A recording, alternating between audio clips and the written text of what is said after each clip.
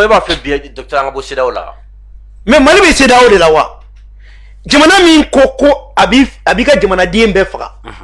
jamana min ye kureta kemen kureta mugwan nani fenekle CEDEAO nyimba bela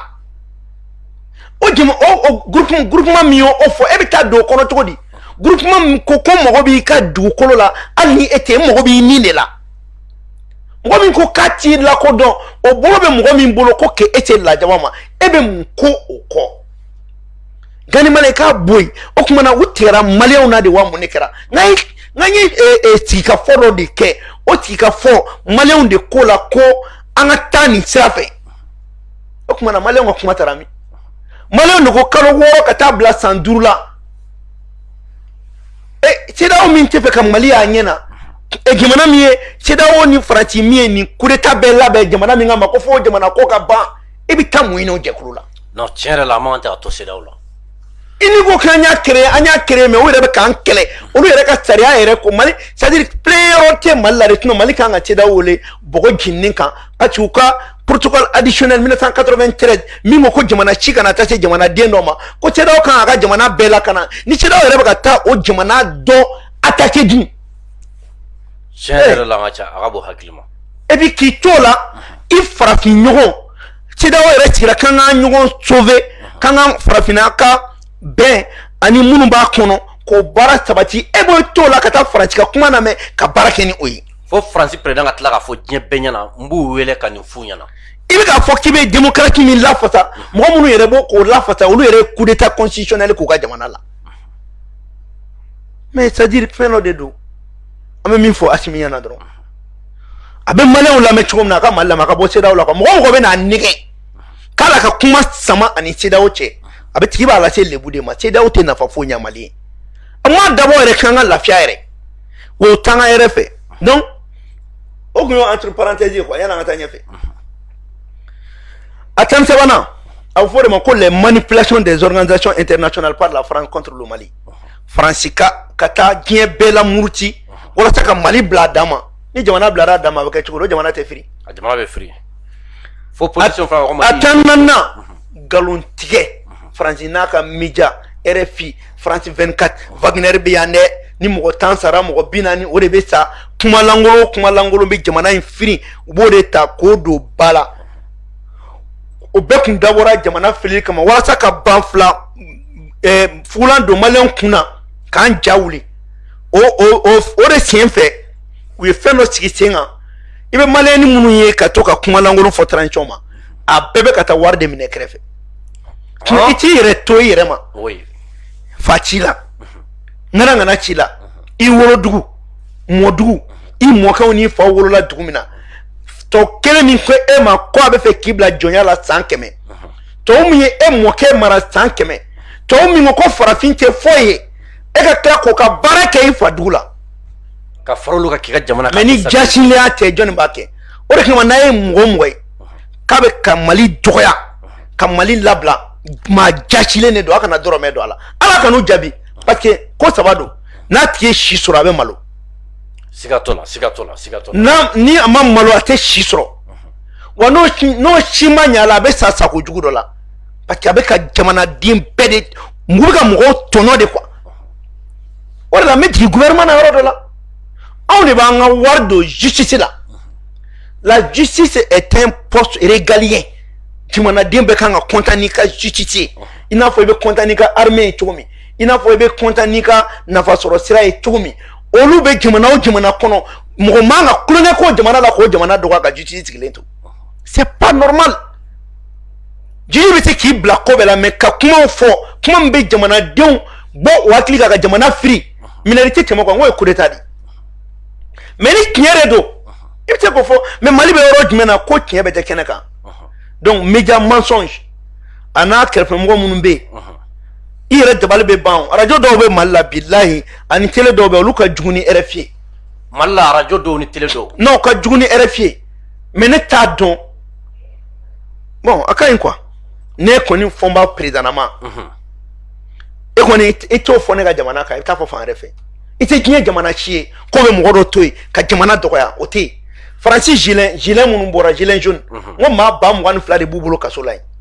gilet jaune Chilen John era français do ka wuli ka France doya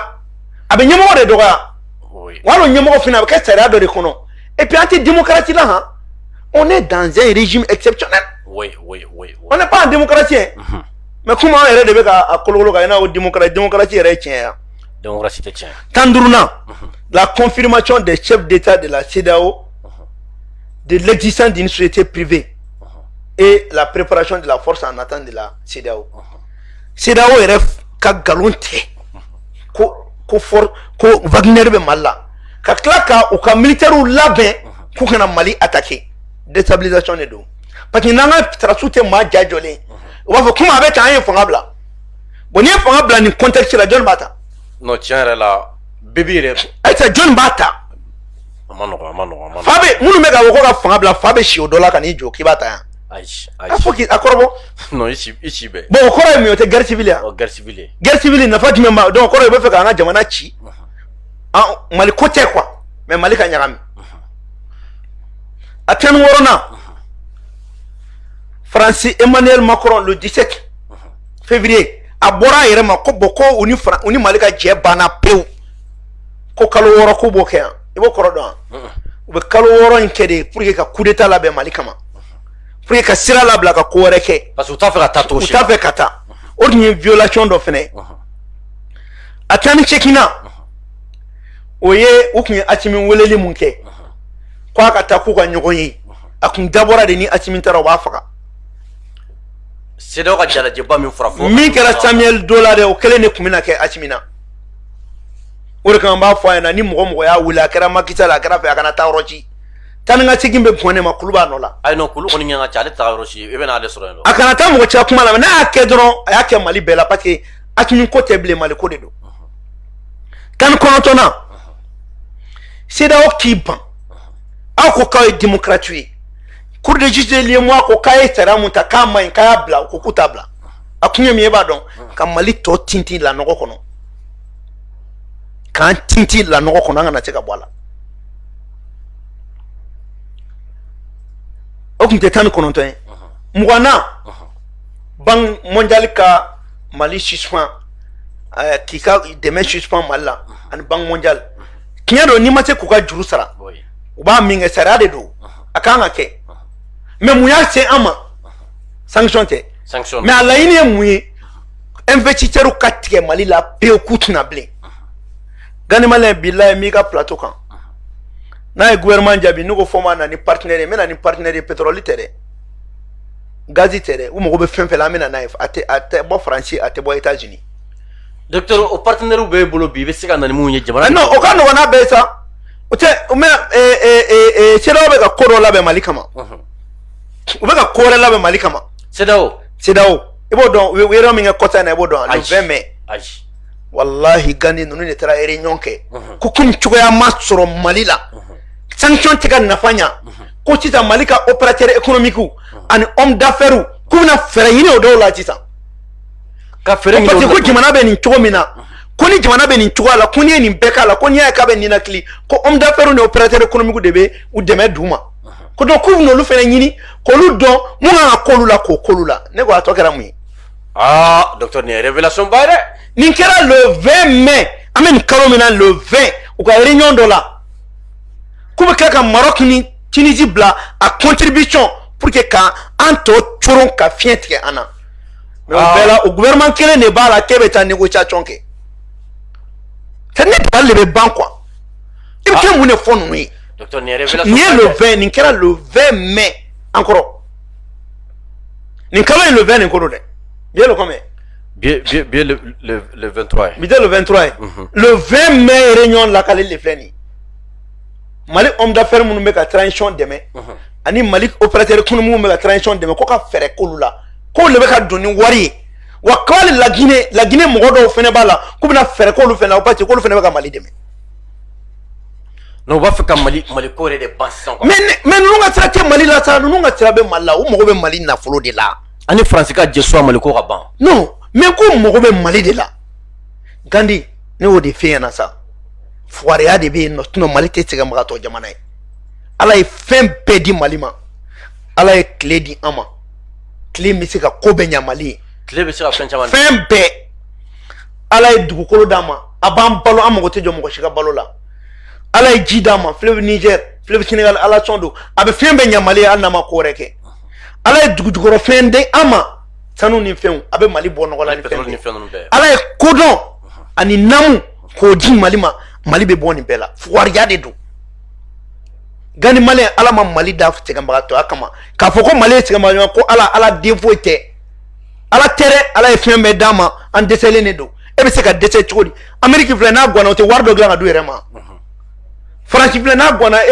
u tɛ wari dɔ dilan ka du yɛrɛ ma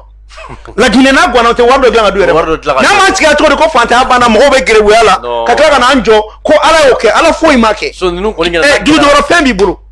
ala ye kalan di i ma k'i ka duguyɔrɔ fɛn ko k'o kɛ nafolo ye ko k'o di ka jamanadenw ma e bɛ mun ala ko kuma fɔ la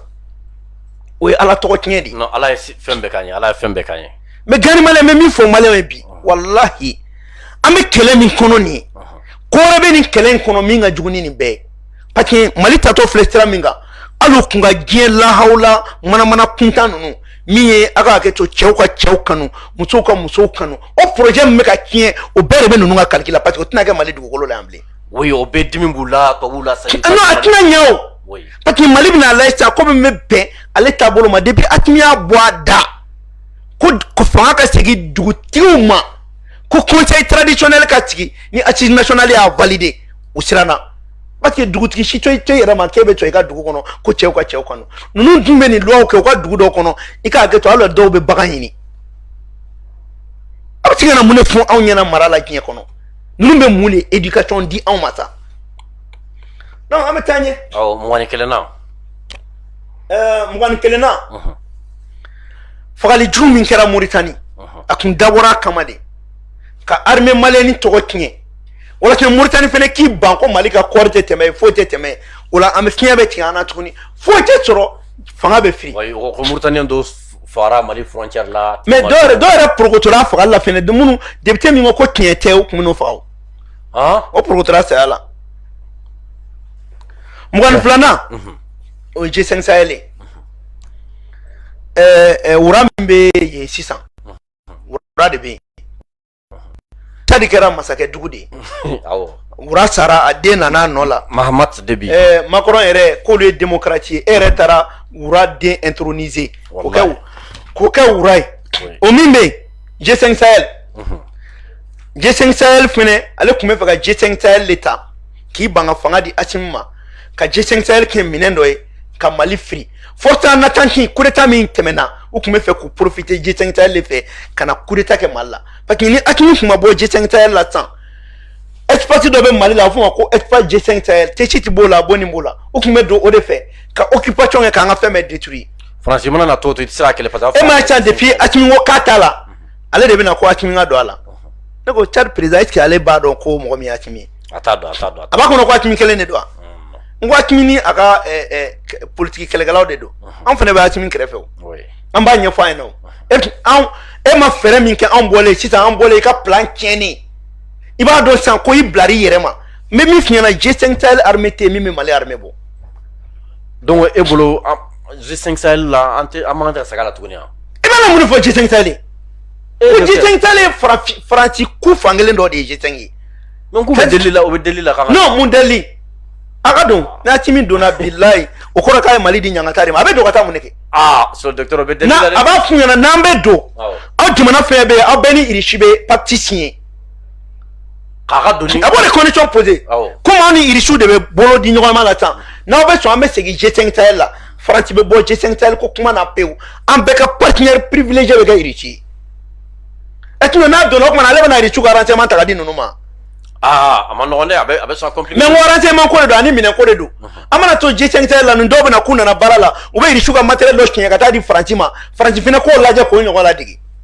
Irisiw k'o ye Irisiw ka tila tigɛ an na tuguni mais o kɔni Irisiw b'u kɔ dɔn nin o Irisiw mago bɛ jamana la jamana mago bɛ yɛlɛ n'i y'a ye u n'an bɛ ka taa u n'an bɛ ka taa parce que an mago b'an ka jamana la de parce que Assimi y'a yira diɲɛ bɛɛ la k'ale b'a ka jamana ko de la n t'a dɔn a bɛna Assimi bɛ segin nin na o bɛ kɛ cogo jumɛn ko Mauritanie fana nana an ta principe de bon voisinage an b'o la i b'a dɔn ko G5 Sahel a ko kɛra cogo min na Assimi yɛrɛ de tun kan ka plainte don jamana naani kama Oui, mais ils ont violé l'article 26 de la Convention de Vienne. Au cours, nous avons dit que convention qu'on a là, mais nous avons la wale. Mais à Tinko, allez là, mon enfant, à Bamoun fait, à Bema Moun fait. Olu te justice don.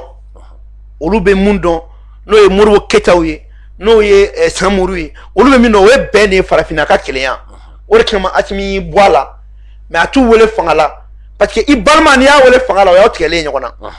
Mais ale ya to. Na mambolo gingoma. Ango ke. Mais G5 Sahel tanya Franci bala malete douala. Donc Mali kana douala bientoni. Non mais Mali be douala muna. Wa bo Franci ta de la. Ola ma ke G6 de. Al jeribe faraka. Donc docteur va faire affaire G5 Sahel be romina bi France. Mais ni bana ba jumi yere ma ko ni Mali tala ka bana e o do mun e be tiga mana kan fo awma. Ale dare ma ko ni Mali kontala ko ya ko bania. Akoka bampeo a flingolo nga chi ako ko jamana mi nga chi o kimana ka ke flingolo e sisa anwo nga ma yereta o ko odama ni olo ya okunwodi an ma nga jamana de défend te mo ko ta défend. D'accord. 23 oye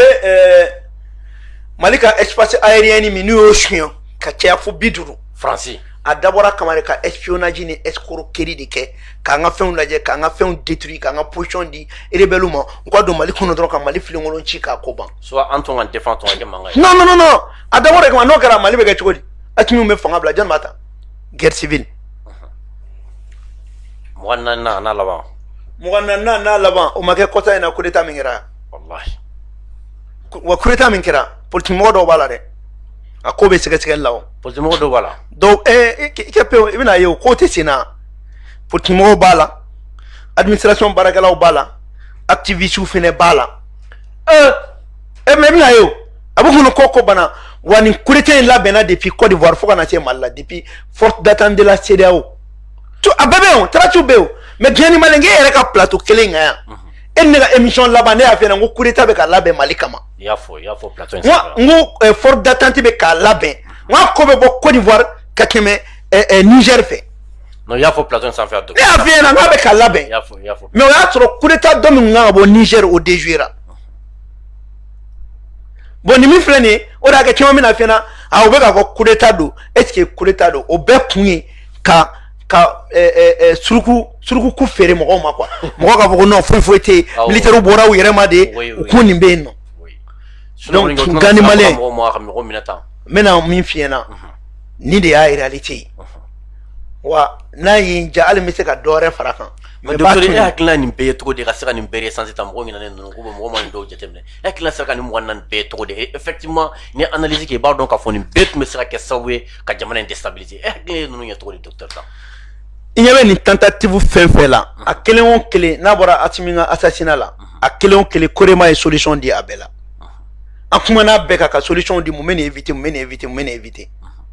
depuis an ko don min na ko ka traité de coopération militaire ko k'a kalan kura ye n'an y'a kɛlɛ daminɛ depuis o don an b'a dɔn ko hɛrɛ tɛ yen a ye Bamakɔ quartier bɛɛ yala o la yɔrɔ a ye quartier bɛɛ kɛ minnu tun bɛ GPM b'u fo groupe de patriotes du Mali o GPM n'i y'a mɛn Irisiw nana bi olu de don dɛ olu de pétition kɛ ka Mali région bɛɛ fara ɲɔgɔn kan u ka pétition kɛ ko Irisiw ka na an y'u wele u nalen an ko n ko Irisiw tɛ na tant qu'à ma fɛrɛ ɲini Faransi la o de y'a to GPM bɛ Korema la le mouvement de l'inclusivité Mohamed Ousmane ak Mohamedoun min kɛra Mali fɛ min bɛ k'i kɔ da accord d'Alger a ka kɛ pour que a ka kɛ Mali sago ye o an kumana an ko accord d'Alger min bɛ Mali fara ɲɔgɔn kan n'an ye Faransi gɛn an bɛ se k'o de kɛ Mohamed Ousmane ko k'ale b'o de nɔfɛ ale donna la Songoyi Ganda minnu tun bɛ Gawo n'olu ko k'u tɛ accord d'Alger fan foyi fɛ an kuma a ye na sa accord tɛ problème ye o accord ye bana de ye mais banakisɛ ye Faransi ka armée de ye n'an y'o gɛn sisan an bɛ bɛn ko la bi sisan Mali kɛnɛyara banakisɛ taara o ye Faransi ye a tɔ ye bana kɔlɔlɔw de ye i n'a fɔ sisan ni tension y'i bin n'i bolo sara i bɛ rééducation kɛ o bɛ se ka ban cogo min bon an bɛ ko o min rééducation minnu kɛ o kɔlɔlɔ dɔ de ye G5 tagali ye o kɔlɔlɔ dɔ de ye ambassadeur de France gɛnni o kɔlɔlɔ dɔ de fɛnɛ ye MINUSMA tagali ye n'an m'olu ta bana in ti ban fiyewu n'an y'an bɔ o la kɛnɛya bɛ na pewu parce que Faransi ku tɔkala de ye o ye a ku tɔ min bɛ yen o ye G5 ni MINUSMA de ye sisan ni m'o bɛɛ bɔ i tɛ lafiya o donc e bolo nin bɛɛ ka bɔ yen non mais ministre be kun men kama ministre be dron pour que ka jamana in fili de ministre business de o la ministre n'est pas là pour le Mali business dron ne donner de la go fena wa war mugu munu mena 100 milliards keme duru de be duma bo comme jamana bo war sara nous mata maintien que dugu do la ti a war be dun chogodi 500 milliards 100 e ba justifier chogodi ni mata keleke e ta boro la ka ti yere bié dro ko be olu protéger tuno malla ministre be dumuni mi ngo war be ta États-Unis ne ku a pétrole ana carburant o France ni yoro a mebulu nuni a fen o Japon tai China de bo baran nunke fen munu luelen duma o Japon tai avion ni fen ni mobilito avion bola Europe de l'Est mo gonmi mais munebe ministre be ka munenya ministre chapitre 7 abe nadi na atoro jamana ka armée tsega jamana de la kana mais on be tsega nga jamana de la kana a kuye muyeya na fatala yambilen tukuni na fatala ministre mi ngombe a kof civil kanata 2017 2018 2019 ma ba keleni keme kononton de sara ka muso jeni ale nyena a bekra ministre 5 ans ministre de kume ka flaw ni cadeau bla nyona o prévu fene bambulo voilà donc ni au paramètre docteur Sani anga don sente ka bilan konna la sankelen bilan konna la docteur anya ye 600 ani rishu ni ñogonche coopération militaire de tume ani rishu ni ñogonche bon ambe ka tata coopération wala konna la no ye coopération économique nu ye yalla rishu ba fe ka ambo France bolo pe wéré de temps ni to nata anga fembe mina France la ka benya si rishu ma gani che yando ware docteur ko rishu be fe ka amne o kuma na mo ba amne dia parce que tu veux français de kabolo ka bere ma fa français ay français ka colonie gandi ma do de andi franchement maintenant atimi kuma mo fombi akili jigola ako mali jamana mu about tanyini an yere ba tanyini oui donc il jité ka tara ma ka tanta de yini ri chife da me bebe tanyini ne la ani ri chife ka jedi jemi daga di malla ma est-ce que ta ani français ka jewa ani français ka jetu me to ka mina che ni ri chini français suma che unene ko France ba fi ma de ko farafin te foyi France te gatire France ka tra foyi te farafin mana o ko de ko en gonde quoi quand te foyi quand te miri quand ko be dondroni quand te ka foyi glan aire quand woni be ni mogote utse ka foyi ke o de ma France kuma nga jamu ira iri sula ba do anga busoni munu be no luma jo no luma ba ko farafin de flani no ma do me do na o de akene de wal be ba ne farafin miye kata kebi ire disi gutini to kan jalan foy e ma ko ci keme mu ne be ka jamana fefe ci mo mo nga formation littéraire au bode ke ate formation technique ke e ma ye mu nga kan soro droit privé droit public am ay étudiant jolbe mali kono bi mais droit privé droit public abe mu nenya c'est vrai on a besoin de la juridiction mais jamana be développer nia me be sariat ke mo jamana ere de bi parce que jamana ka barado ke o meni sara era ko kuma chara ka kime bara minga nga ke kanu ils ont fait exprès ora que jeni chama me chomela droit privé droit public droit ceci avec droit alors que quand la politique entre par la porte le droit sort par la fenêtre donc tu as vu déjà à mon conséquence de kono donc pour te dire que ani rishu gani me korema mo ofu mais ali tungara fene fo abena be tente la irishido atraf kalanga irishila comme fuseni watra fene kalanga irishila tomi gani male ka kon anga militaire talinye anga ministre talinye irishila ala gardiet nema irishuka journalisme mun mbuka parlement kono ani ne fla de ke barola nye mali ko be nye fa ena kan ni France che be nye fa ena ay kuna foni jelen di parlement ma ka o du se je wene wole Skype kan ili suka chendo be nafa nga ortem me aka anafaka boni ortem pa ki ambete ortem laje mais o chen ka irishi bea laje wene wole kana o plateau kan ibeka kuma nye malika ko be nyefo ka France ka janfan be nyefo ka France ka dete be nyefo mali mago be muna irishu bolo no e jere kinya kan war ko kan san ko kan fen be kan nya be wala irichu ya peme watil man ko yere kontana we message de félicitations dia parce que nya fo ka je no kelenta la ngome nda no la France drone do amade le ka here fo ke abaga na umara dro ka nga na fulu drone bo ambe jemi no fe san o mo ba here la nga je de ke nya benye fo donc ye France ka janfa be rula no me giebe ame ka bo iri kinya iri shi jo keme o keme mɔgɔ saba kun t'a dɔn yɛrɛ ko Mali ye dugu min ye mais ni sen fɛ irisi min ye ni information sɔrɔ 100 sarada a bɛ 70 bɔ olu de y'a fɔ ne m'a fɔ minnu ye nin mɛn ka faamuyali dɔw kɛ parce que o tun b'a fɔ de ko farafin kan tɛ fɛn dɔn o tun b'a fɔ k'an tɛ foyi kalama e dun bɛ ne kuma cogo ni ne ka argument dɔn an y'a fɔ n ka mɔgɔ foyi tɛ Faransi la an ka jamana in kan an mago bɛ mun na n'an ni jamana o jamana ye baara kɛ i k'an bonya i k'a dɔn ko anw yɛrɛ bɛ se ka fɛn kɛ wa maa tɛ fɛn k'anw ye dɛ an b'a kɛ ɲɔgɔn fɛ de donc o de la an taara irisi la fɛn bɛɛ b'an ni irisi cɛ bi commerce dɔrɔn tɛ dɛ fɛn bɛɛ sisan Mali taara i kɔ tɛmɛ irisi la de an bɛ ɲɔgɔn bolo donc nin ye Faransi ko bannen pewu non ni n bɛ fɛ ka mun f'i ɲɛna pour que i ka faamuya surunya na c'est comme ni magara Mali la bi dɔrɔn i magara irisiw la n'i y'o faamuya kuma banna quoi n'i ye magara Mali kunsigi la dɔrɔn i magara irisiw la ala mana o fɛn fɛn ci k'u bɛna don k'u bɛ nin fanga in firi ni irisiw ta o tɛgɛ ma u b'a dɔn min b'a la kɛlɛ in kɛ Mali ko kɛlɛ dɔrɔn ne y'a f'i ɲɛna Gandi n ko Ukraine kɛlɛ n k'a source bɛ Mali de la ayi non mais ye nin kuma fɔ a donna mɔgɔw m'a faamu bi diɲɛ bɛɛ bɛ k'a faamu diɲɛ bɛɛ tɛ k'a faamuya diɲɛ bɛɛ bɛ k'a faamu bi bon i bɛna ye buruko bɛ gɛlɛya jamana tɔw la an ye nin fɔ plateau kelen sanfɛ don min na buruko a tɛna gɛlɛya Mali la ministre jumɛn taara ministre des transports tɛ an ye port ko kuma min fɔ yan Ablaye Diop m'a fɔ bɛɛ ɲɛna a y'a fɔ a ye Gani ma n'a ye kuma fɔ ni mɔgɔw ko an kunkolo ma a bɛ na dɔɔnin non sinon ye port ko kuma fɔ yan diɲɛ bɛɛ y'a mɛn c'est à dire ni nin port ninnu tɛ ni ma corridor dilan Mali la ka port sec dilan ka na port fluviaux ye an bɛ fu de la an tɛ taa yɔrɔ si mais u tɛ se k'a ye quoi parce que olu bɛ miiri olu bɛ mun sɔrɔ anw bɛ miiri n'anw taara sini n'anw tɛ Mali la an kɔ bɛ kɛ cogo di an b'o de miiri mais Gani Male yanni ka bɔ nin kuma na yala an ka nin parenthèse fermée a to n ka segin ka Asimi fɔ e ka nin plateau kelen kan n y'a fɔ Asimi ɲɛna n k'a ka taa Moribo su a ka taa réhabiliter Moribo su donna de l'école maîtrise su écoledenw de tun b'a kɔrɔ bi a taara su réhabiliter i ye mémorial Moribo Keyita jɔ i ye aéroport Moribo jɔ mais ni Moribo su donna ko école maîtrise su e ye mun de kɛ ma foyi kɛ donc i bɛ taa su kɛ président su de a y'o min kɛ an b'a fo Asimi ye nin acte min posé fɛn bɛ kule la ko Moribo y'a bɛɛ da fɛn b'a fɔ on est des héritiers de Moribo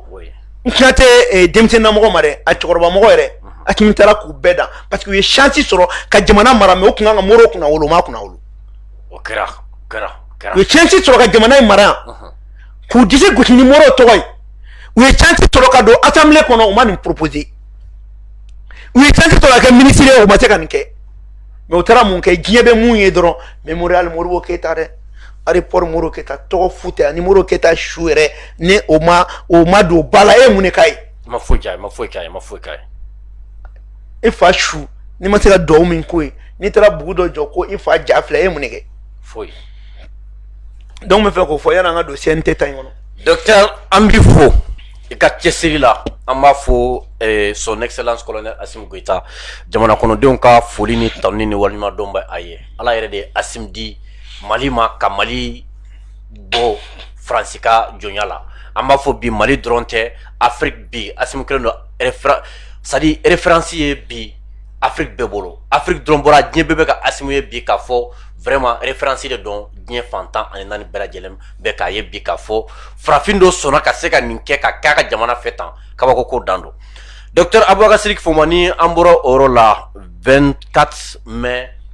2022 21 24 mai 2022 san kelen CNT bɛ nɔ o sɔrɔ sini surtout san kelen rectification nana Asimi voilà rectification san kelen le duo Asimi oui CNT et le gouvernement oui donc on b'a fait ka se ka explication di docteur aw sera ka mun de kɛ ni san kelen kɔnɔna la rectification daminɛ ni santé aw sera ka mun de kɛ fasodenw bɛ se ka mun de projet de loi jumɛnw de taara hakilina jumɛnw de bɛ aw bolo tuguni ka se ka kɛ pour que jamana bɛ basigi Gani Male yanni n ka so ma n bɛ fitinin fɔ mɔgɔw kan u ka CNT dɔn fɛn min don a fɔ CNT de ma ko organe législatif min sigilen bɛ sariya ko kan o kɔrɔ ye mun ye fɛnɛ diɲɛ kɔnɔ bi ni so t'i bolo mun bɛ organe législatif kɛ mun bɛ sariyaw ta n'o t'i bolo diɲɛ kɔnɔ ni maa si tɛ baara kɛ i kana filɛ k'an ni irisiw bɛ jɛ dɛ pour que ka d'a la ko jɛ in bɛ sabati a fɔ organe de ka k'aw bolo mun bɛ kɛ seere ye ka sariyaw ta an ka teriya kan o tɛ kelen ni organe législatif tɛ a tɛ wari dun dɛ ça veut dire qu'on a CNT organisatif qui est dron kataï bolo korota qui singorota ame loi de finances mi voté non ma voté warte do ko jamana kono o de fene ba to nyemo fene be daila o de ba to partenaire fene be na partenaire be na re kafo neni ne barake ni nga asire ay jume fo organe législatif de ka ke mi bo voté non mo voté sire atala président sika kawlu sire gouvernement sika ka ere sire fo organe do ka ke mi e jamana de on joro la na le ba fo awo jamana de on tola on sona kina meni bara inke ora ka alna e juruta fo sente ka juru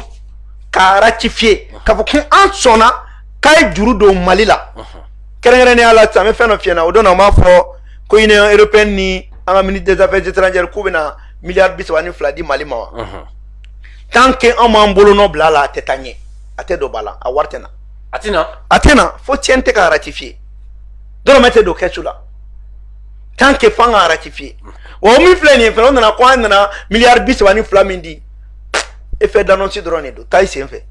do be kota ako union européenne nana aka milliard bis wan fly mu ne maliga villa ante ka barade ke dron mais alors ere mun fly avec fo sanduru de ha wa o keto fina ibe kunno go foka an wa men dima e man keta ya dron ta ya botan me fe mo gani yoro ni infamia donc wala san kelen kono ka damna rectification na amte ka fo sentema tare un loi min voté loi biduru ani loi kononton 59 projets de loi ami voté ay munu voté o ka kala ka tani ngali ke assemblée to ku me minke ni wakati kono sangele ngolo ku me mungo go fene comparer quoi o kono nana anye loi do feneta ibise ka fogo me malika aramadia garantie ça veut dire ni be kan fo okoro kibene ame lo voté okoro ko gouvernement me ka barake o lo kan okoro kan fene kan o lo la kolochi ko do bala donc mali ko be ka jo depuis 600 o chempe loi min tara ko ka beke kelenye kena ko buna kunka na fuma ko assurance maladie universelle charbon ferela logo ferela tayri ko beni amo kakan anyo loi ta sans kelen kono code de la douane agno voté gani malé douane ku nyama to ne o be ga ba douane ma ameni wari soro mais douane ku protéger lente douane dona dala sisani ali mi da ku te duma o be re mina duma sisan o re ma tranchoin mais da mo fene fiena kata yoro jo ibaro ko douane ku me yoro mina yu douane to tsuba in kono na ka yoro fere ko to akono wallahi ka douane to kurba in kono yi monna douane be yu labo fo opérateur ko mu kuma na wole justice rela an ala ke fembe wardo jamana kono ka yoro fere ku to akono ko jamana maraba do ta mais bi grâce au ministre des finances avec a yoro bado jo douanier samanko yoro mbe bampe ala time ako al ordinateur koroti elemay donu meta kalanke ubuka préparation de tirike uka école beken uka fembe beken parce que uno de kakan gani malé le directeur général de la douane mafo wallahi war min fora aya la dun foka la dun foka beta gotro oui ala tan nous e wati do ke douane région pe u ya beke u 31 atro nous te kasuno ko war nyini nimbulu 600 au coding o be mali douane do dala abato douane be gati gani malé amada oma statut portant statut général des fonctionnaires anye yelma do fenela yoro ni fonctionnaire ko ni be kuma kan baraba bola de barabola do kuno ko do fara la shika ko pour ko ka retraite ja gani malé foi ma yelma ni kunye ni kunga na kun fara ko concours dana sambi sabani fla anya ke sambi saban duri o sambi saban duru kelen o san saba kelen ne fara la kan donc ni 20 ans ne ba différence la o 20 ans kelen ne ba no la foi ma ke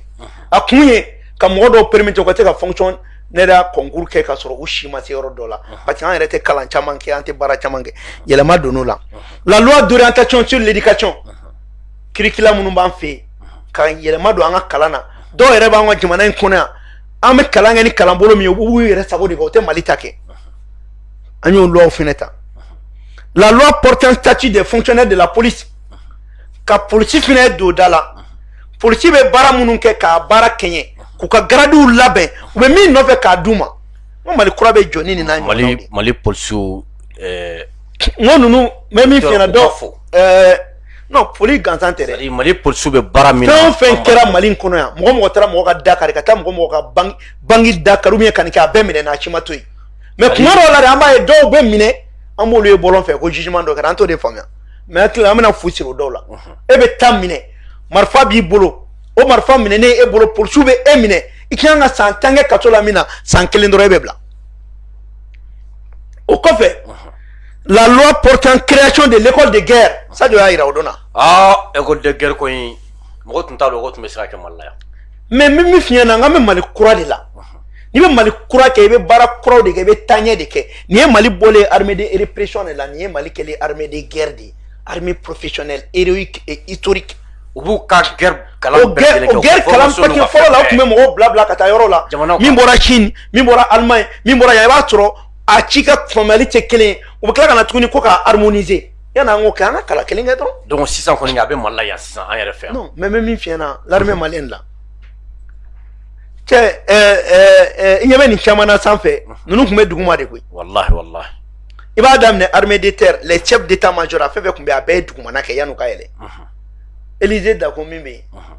n ko Élysée tun bɛ troupe dɔ commandé nord la yen nɔ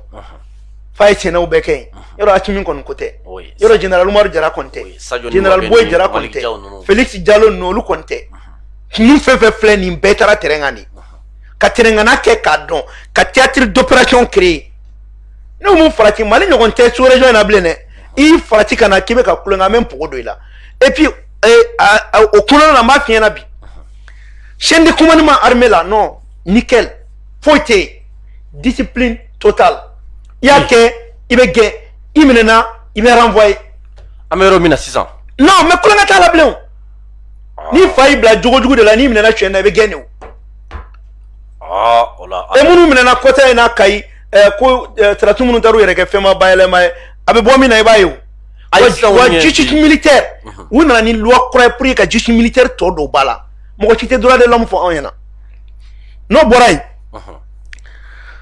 loi portant harmonisation des grilles salariales bɛɛ kɔni y'o ye ka saraw dama kɛ ye o kɔni ma dogo mɔgɔ la an ye 173 milliards de donna o la loi portant statut de la magistrature an y'an ka magistrats ka statut yɛlɛma ka kura don a la an bɛ ministre de la justice fo justice yɛrɛ gansan kan o la kɛ n y'a f'i ɲɛna n bɛ ka baara min kɛ justice k'a fanga ka bon dɛ justice gansan kan an ye loi saba ta loi portant statut de la magistrature, loi portant organisation judiciaire, loi portant code de procédure pénale modifié. Nin bɛɛ saraw taara. Nin bɛɛ taara. Ni baaraw taara ɲɛma. An bɛ min ɲini Katunge fɛ a ye mɔgɔ 500 ani 43 formé éthique ni fɛnw na. Gani Malien a kɛra justice ye o, a kɛra dɔgɔtɔrɔ ye, mɔgɔ lankolon bɛ fɛn bɛɛ la. Mais an ka justice bɛ ka baara kɛ. An b'u fo. Mais an bɛ min f'u ɲɛna. Justice dabɔra fɛn min kama n'o ye stabilité u kana to mɔgɔw ka jamana ɲɛmɔgɔ dɔgɔya u kana to mɔgɔw ka jamana dɔgɔya o tɛ liberté d'expression ye o ye liberté de destruction de u ka o fɛnɛ fara u ka bolo kan parce que maliyɛnw jigi ye olu ye n y'a f'i ye magistrats ka grève fo ka taa ban an y'u dɛmɛ le parti ADPM an y'u dɛmɛ wa hali sini n'a bɔra an b'u dɛmɛ parce que an b'a dɔn ni justice tɛ jamana o jamana la foyi tɛ armée tɛ jamana min na o tɛ yen kɛnɛ min tɛ jamana min na foyi tɛ yen kalan tɛ jamana min na foyi tɛ yen nin fɛn naani ni nin ma se ka ɲɛnabɔ jamana kɔnɔ foyi ni nin bɛɛ ɲɛnabɔra kama sɛnɛ kɔni ye bɔɲɛ ka tɛmɛ ye o ka bɔ yen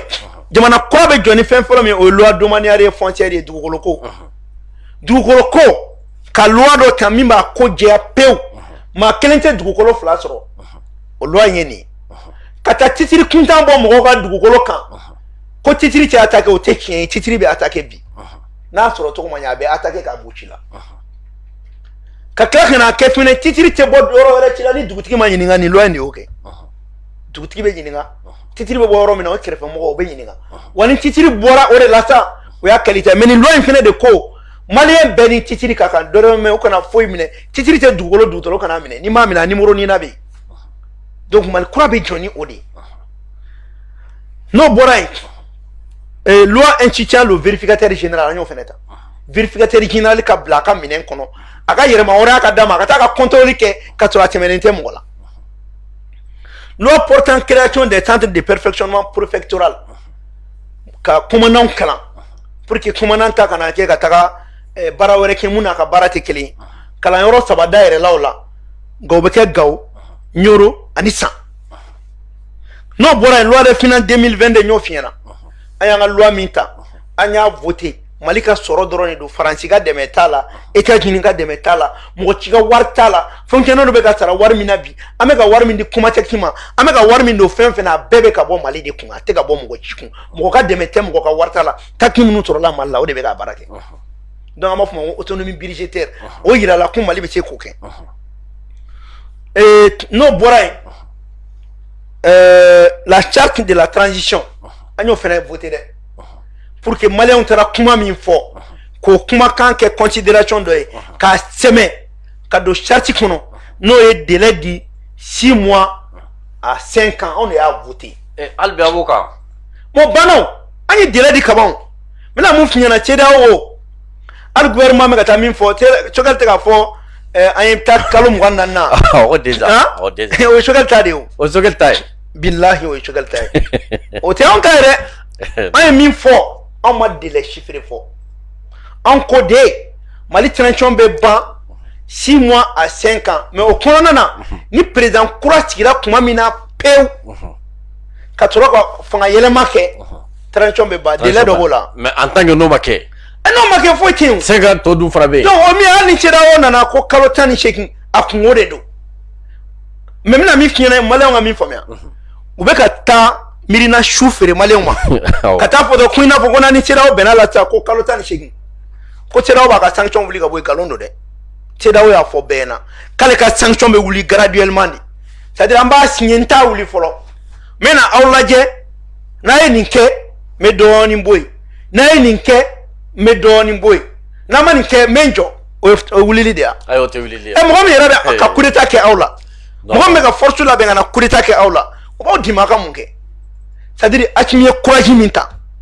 Ka bo G5 Sahel o te ba boli kana billahi nai courage ta sisan ka bo ti dawla. Iba no ibe fali e sange koro. O be fawili. Mais akore taban parce que jamana do de ina fe. Légitimité mbala le ma daire ma on jamana de onde ko ambe sa no fe. Jamana de onde ko akimi ta fe. Légitimité te nunu na katema atiminka. Légitimité peuple de badima. Peuple de bora le 14 janvier kube atiminko. Ni ko mirina chujme mena mo do so kiba bokante bo te dawla e mo fo dad menadi. Fotokotola. Mo me fe ki fara. Kebe tola ebi tola kamuneke. Ni kontola la e jamana de on jamfa drone. Pas ni na fatala. Donc docteur sino do be ka 16 mois fo do be ka non même fiana mana kaundo entre 5 ans donc ma fo gani mala ore kama mento ika plateau ka fo chogale achimi office du Niger Sénégal amunu ba kuno akuka chogola jere umateka Sénégal salon ko chama do na koro engrais jurube chamana ji jurube chamana no kera o kimana modella ama fo ministre des finances na fond de garantie mimbe ou ka fond de garantie ou ka juru do office du Niger Sénégal la de sinon tina Sénégal de non ni parce que kuma do be ati fo fama yana mais on a baraye de gelam me jamana don amba fo ou ka me amba fo na ngonyana ou ka Sénégal la ka juru ou ka fere yana la ka kura duma do me ke chogo mina ou ka laje alna be sara don noni ana ta fe sinon office du Niger fait baye Mali bolo de Mali la fait baye office du Niger 1,885,000 hectares de mais amate ka foy ko la fene 131,000 et quelques quoi alors que office du Niger alni malo boray ibise ka pomme de terre tene ibise ka alkama tene o rabe nyana be oui abebe sirake c'est-à-dire gan malin wallahi c'est quand malla ça o da ken ka bokanga bo ambargo kono ne reta nyini yere quoi ne ta fait quoi ne te fait coup dado ambargo te kinyata ateo ate ni mo manan tala ko c'est là ka sanction ni sanction wulila gelam mena malla be bunya ni sanction wuli bale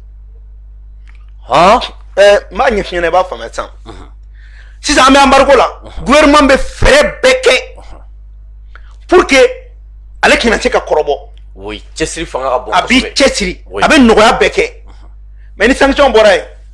diɲɛ gɛlɛya gouvernement mun kɛ a b'a fɔ ko diɲɛ gɛlɛya de don sinon malgré que sanction tun bɛ yen an ye sunkalo kɛ lafiya la mais halisa an bɛ lafiya la o oui oui i bɛ maa lankolon minnu bɔtɔ ye oui ni ne ka gɛlɛn ni a bɛɛ bɛ ka kɛ bamakɔ yan o de tun bɛ segin n ka kuma kan capital administratif k'a bɔ capital politique ka bɔ bamakɔ ba in sinon u ka taa n'a ye segu u bɛ k'a fɔ ko u ka taa n'a ye sikaso ou bien u ka taa n'a ye fan wɛrɛ u bɛ k'a fɔ ko fɛn mun ka gɛlɛn olu ye produit fɛn saisonnier de yɛrɛ yɛrɛ de ye quoi waati voilà maintenant pour que an ka bɔ CNT ninnu ni fɛn ninnu bon Voilà. tɛ an balo ye k'a fɔ ko mɔgɔ b'o fɔ cɛw ka taa sɛnɛ kɛ sa ni bɛɛ tun bɛ ka sɛnɛ dɔ k'i ka da la an tɛ se nin na o cɛ poivron ka ninnu minnu bɛ dun olu ye olu non mais i b'a dɔn nin bɛɛ ye manipulation de ye u ka taa sɛnɛ kɛ ban an bɔra laniw olu bɛ ka poivron sɛnɛ u bɛ ka fɛn bɛɛ sɛnɛ kɔngɔ sɛnɛ u ka taa sɛnɛ kɛ ban bɛɛ bɛ k'i da bamakɔ e ma ye bɛɛ kɛra geribu ya parce que an ye démocratie san 30 kɛ an ma maliyɛn dege baara la a u y'a bila kungo la dɔrɔn ko faransi de b'a d'a ma e ni ala cɛ faransi b'a d'a ma faransi delila ka dugu sɔn ayi o min b'i ka dugu ci o bɛ mun d'i ma foyi ne ko ninnu bɛna mun de ɲa mali ye ninnu bɛ se ka mun d'anw ma sa union européenne ɲɔgɔn fantanjugu tɛ yen alemaɲɛ min bɛna kangarida kɛ mun de b'u bolo électronique dɔrɔn kiba tɔgɔ min bɛ ka fɔ bi n ko tourisme dɔrɔn de bɛ ka kiba développer hein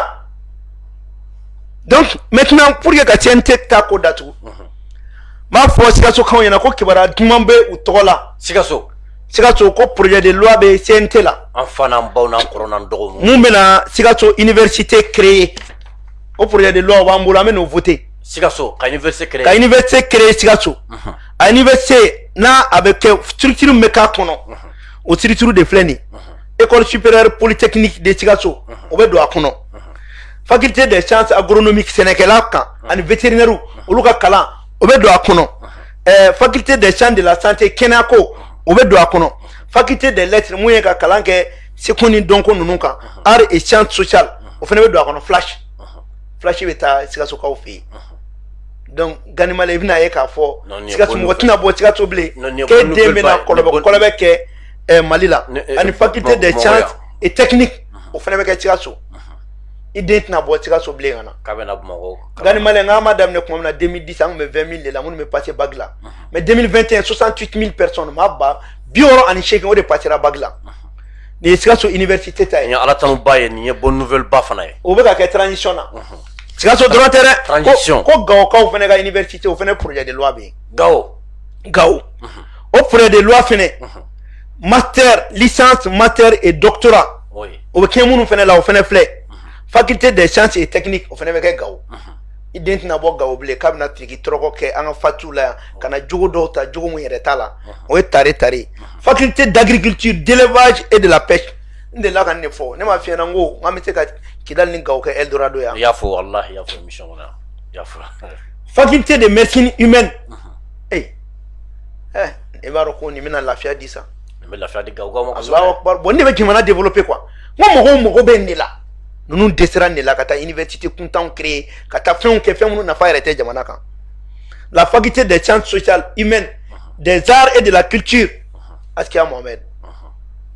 Gao c'est une ville d'architecture Gao c'est une ville de souvenirs ninnu tɛ kɛ ten gansan o université bɛ créer dugu o dugu la o b'a sɔrɔ kɔrɔ de la ka kɛ yen u bɛ tali ko kan k'a tɔw ko la Muhamadu Gao dɔrɔn ma dɛ projet de loi sabanan bɛ yen Tombouctou sikaso gawo Tombouctou université de Tombouctou au final la structure mun fana bɛ kɛ o le filɛ nin la faculté de langue arabe la capitale des 333 saints Allahu akbar la première université du monde o de ye Tombouctou ye a bɛ ka lawaleya tuguni a bɛ ka segin a nɔ la des sciences humaines et sciences islamiques ka silamɛya k'a ɲɛfɔ kosɛbɛ nka ni dɔw ma diinɛ faamuya o ye ala tanu ye o ye ala tanu ye o ye ala tanu ye ni i ko k'i tɛ diinɛ don ba la i bɛ bagan yɛrɛ don ba la jamana diinɛ tan a kɛra chrétien ye a kɛra silamɛya ye a kɛra i ka seko n'i ka dɔnko ye anw ye diinɛ jamana de ye a bɛ fɔ de ma ko le Mali est un pays naturellement spirituel mais la France est un pays athée kafiri jamana de don olu tɛ diinɛ ko dɔn o la u bɛna don an kun an ka politicien dɔw bɛ na a ye diinɛ ɲɛmɔgɔw dabɔ kuma na a y'a dun ta bɔ ta aw de bɛ taa s'u ma misiri kɔnɔ yen walahi aw de bɛ taa s'u ma misiri kɔnɔ mais e bɛ se ka jamana mara ka sɔrɔ e tɛ diinɛ dɔ la wa o man kan tɛ ka kɛ mais yɛrɛ n'i bɛ ka jamana mara i kan ka kɛ diinɛ dɔw yɛrɛ la n'i ye kɔmɔsɔnna ye kɔmɔ kɔni bɛ mun interdit ka e kan k'o dɔn n'i ye chrétien ye diinɛ bɛ min f'i ɲɛna e kan k'o de kɛ est ce que n'i ye chrétien bila chrétien ɲuman bila k'a bɛ président la jamana bɛ firi wa ayi ni silamɛ ɲuman bila n'a bɛ jamana kɔnɔ a bɛ firi wa seko ni dɔnko bolosɔnna ɲuman a bɛ firi wa cɛ u k'u jɔ an ka dɔn mɛn sa ko diinɛ mɔgɔw tɛ kuma n'olu ma kuma i da bɛ don mun na ka sɔrɔ n'a wulila sa a bɛ t'olu de nɔfɛ ka misiri kɔnɔ a gɛlɛya u bɛ se olu de ma mais jamana jumɛn bɛ yen est ce que diinɛ yɛrɛ tɛ fɛn gɛlɛma ye diinɛ i b'a kin yɛrɛ de i bɛ don a la n delila k'o f'i ɲɛna n'i ye silamɛya dɔrɔn ta le premier principe la kalima shahada la liberté de conscience hein la ilaha illallah Muhammad Rasulullah sallallahu alayhi wa sallam c'est le fait de croire en Dieu et de l'existence du prophète Mahomet et de suivre les traces du prophète Mahomet ka kira ka siraw ta k'o don i jogow la n'a sɔrɔ an bɛ k'o kɛ an bɛ tigɛ hein la prière le principe de l'égalité hein riche ou pauvre derrière imam pas de différence y compris l'imam fini kolo mi kana fini ɲuman bi kana ala bɛ mago bɛ bɛɛ ka kumakan na i ka tilen ko wa ko ala ma danfara kɛ fantan ni faama cɛ o de y'a kɛ an bɛɛ bɛ don kaburu kelen kɔnɔ ni kasange kelen ni dingɛ kelen ye n'o b'i kunkolo la i bɛ fɛn dɔnba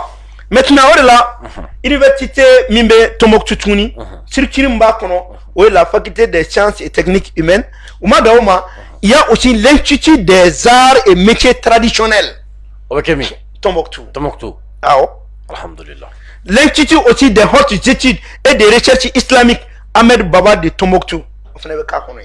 oui ala tanu docteur l'institut des sciences astronomiques Cheikh Modibo Tarami ɲɔgɔnna kalan kɛ et des énergies nouvelles et renouvelables Allahu Akbar cɛ wa capitale kɛ Tombouctou ye sa non an ka taa Mali capitale yɛlɛma Tombouctou sa c'est que n'i ye ne kɛ président ye Assimi place la bi n bɛ Mali capitale politique n bɛ taa bila Tombouctou o ye kɛlɛ bannen ye accord d'Alger ni kirikara kiri o y'a bannen minnu bɛ Bamakɔ bɛ kɛ capitale économique ye diɲɛ bɛɛ bɛ fonction de kan dɛ k'a bɛɛ bila yɔrɔnin kelen an b'o retard de la yan n'i y'a ye kɛlɛ o kɛlɛ a bɛɛ bɛ Bamakɔ yan baarakɛbaliya bɛɛ bɛ Bamakɔ yan an ka taa capitale politique bila yɔrɔ dɔ laban ye ni ne kɔni don n bɛ taa capitale politique kɛ bila Tombouctou n bɛ Sikaso kɛ capitale économique dɔ ye ka Tigu kɛ capitale économique dɔ ye ka Mopti kɛ capitale économique dɔ ye ka Gao kɛ dɔ ye Mali institution baw n bɛ taa Sikaso an bɛ taa assemblée nationale bila yen Mopti an bɛ taa cour constitutionnelle bila yen Gao i bɛ taa haut conseil des collectivités i bɛ t'olu bila yen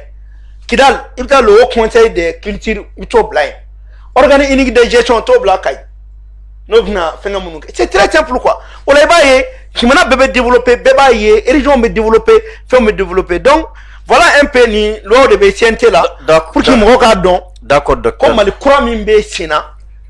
tiɲɛ de don c'est une réalité a projet b'an bolo parce que n'an nana an bɛ kuma mais an tɛ kuma an yɛrɛ bɛ ka baara mun kɛ non docteur Bita kɛra wasa yɛrɛ la a kɛra wasa yɛrɛ voilà an da don jamana bɛ basigi cogo di mun de kɛra ka jamana basigi wuli la coopération entre le Mali et la Russie mun de b'an ni Faransi fana ni ɲɔgɔn cɛ pratiquement an sera k'an da don nin bɛɛ la mais min nafa yɛrɛ bonyana kosɛbɛ o ye de CNT bɛ ka baaraw min kɛ parce que mɔgɔ caman bɛ kuma u bolo CNT tɛ ka fɛn kɛ sariya jumɛn ni jumɛn de bɛ ka taa olu bɛɛ lajɛlen vraiment i da don olu min na a nafa bonyana kosɛbɛ min yɛrɛ fana ye mɔgɔw impressionné kosɛbɛ o ye i bɔra ka min fɔ c'est-à-dire les 24 cas de tentative de coup d'état docteur ninnu faamuyali tun ka gɛlɛn dɔɔni an kɔni y'a ye dɔrɔn Assimi ni coup d'état kɛlɛ min bɔra o dɔrɔn de don dɔw tun bɛ ka a lagosi yɛrɛ k'a fɔ ko coup d'état tun t'a fɛ ka kɛ